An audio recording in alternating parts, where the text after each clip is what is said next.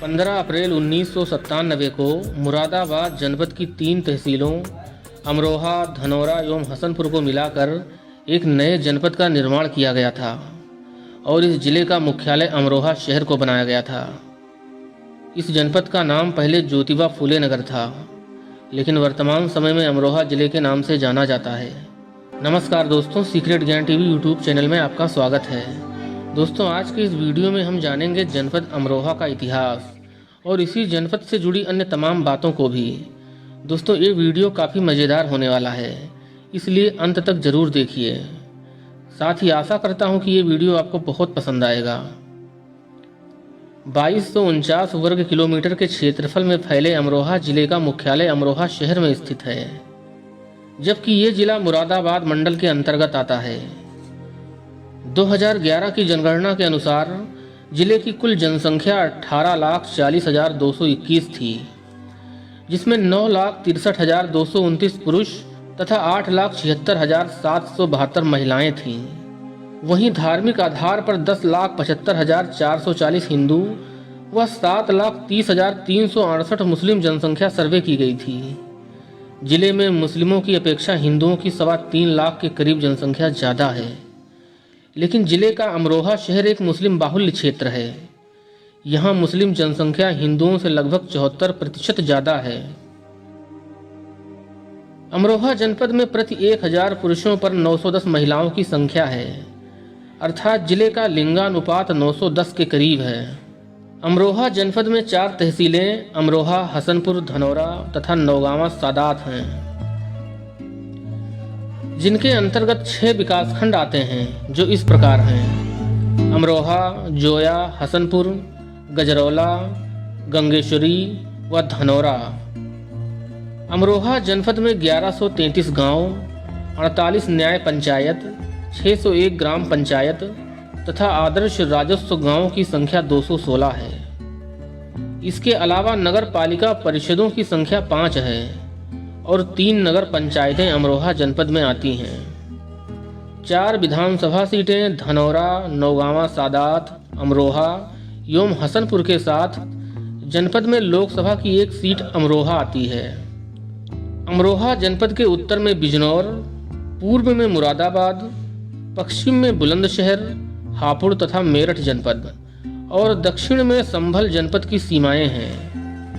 वैसे तो अमरोहा जनपद सोत नदी के किनारे बसा हुआ है, लेकिन जनपद की प्रमुख नदियां गंगा व कृष्णा हैं।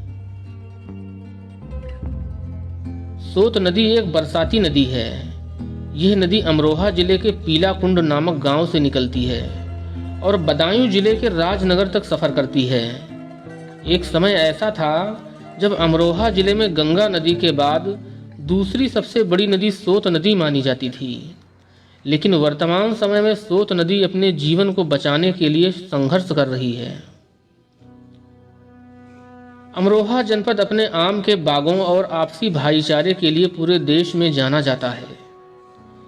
अमरोहा जनपद में ढोलक का निर्माण बड़े पैमाने पर किया जाता है। यहाँ बने हुए ढोलक पूरे भारत के साथ साथ अन्य कई देशों में काफ़ी पसंद किए जाते हैं।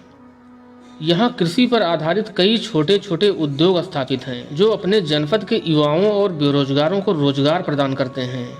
जिले की अर्थव्यवस्था कृषि के साथ साथ छोटे छोटे उद्योग धंधों एवं अन्य व्यवसायों पर निर्भर करते हैं। उत्तर प्रदेश के पश्चिमी जिलों में अमरोहा जिला बड़े बड़े शहरों से सीधा जुड़ा हुआ है और दूरी भी बहुत कम है, इसीलिए यहाँ के लोगों को रोजगार आसानी से मिल जाता है। अमरोहा शहर पहले अजीजपुर के नाम से भी जाना जाता था और यही अजीजपुर एक छोटा सा शहर हुआ करता था। तब जिले का नाम ज्योतिबा फूले नगर था, लेकिन समय के साथ साथ धीरे धीरे इस शहर को अमरोहा के नाम से प्रसिद्धि मिली। महाभारत काल में यह क्षेत्र पंचाल प्रदेश का एक प्रमुख हिस्सा हुआ करता था। भारत के प्राचीन इतिहास में इस क्षेत्र पर कुषाण वंश एवं नंद वंश के शासकों का अधिकार रहा। नंद वंश के पतन के बाद मौर्य वंश, गुप्त वंश एवं कन्नौज के मौखरी राजाओं ने भी इस क्षेत्र पर शासन किया। 606 से लेकर 647 ईस्वी तक इस क्षेत्र पर सम्राट हर्षवर्धन का आधिपत्य रहा। उसके बाद यह क्षेत्र तोमर वंश के अधिकार में आ गया। 676 से लेकर 1148 ईस्वी तक अमरोहा क्षेत्र राजपूत राजाओं के अधीन रहा था।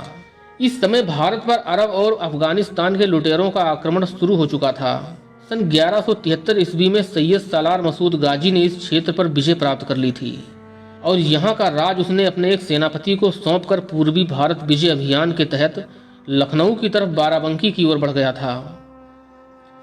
1192 ईस्वी में पृथ्वीराज चौहान मोहम्मद गौरी से पराजित हो गए थे। मोहम्मद गौरी कुतुबुद्दीन ऐबक को दिल्ली की सत्ता सौंपकर चला गया था। कुतुबुद्दीन ऐबक ने अमरोहा के साथ संभल, बदायूं पर भी अपना अधिकार स्थापित कर लिया था। 1191 व 1192 तराइन के युद्ध के पहले अमरोहा को दिल्ली के शासक पृथ्वीराज चौहान ने जीतकर अपने राज्य में मिला लिया था और अपनी बहन महारानी अंबा को यहाँ की जागीर सौंप दी थी।